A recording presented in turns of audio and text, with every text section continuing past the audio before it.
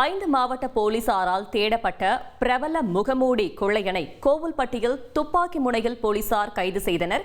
இதுகுறித்த கூடுதல் தகவல்களை செய்தியாளர் ஆண்டனி வழங்க கேட்கலாம். ஆண்டனி, வணக்கம். மேலும் தகவல்களை சொல்லுங்க.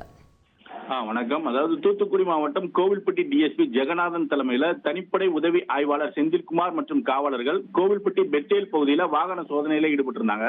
அப்போது அந்த பகுதியால வந்த வாகனத்தை நிறுத்த முயன்ற போது அந்த பைக் நிற்காமல் சென்றது. தொடர்ந்து போலீசார் வாகனத்துல பின்தொடர்ந்து சென்று விரட்டி மடக்கி பிடித்தனர். ஆனால் அந்த நபர் பைக்கை போட்டுவிட்டு அங்கிருந்து தப்பி ஓட முயற்சி செய்தார்.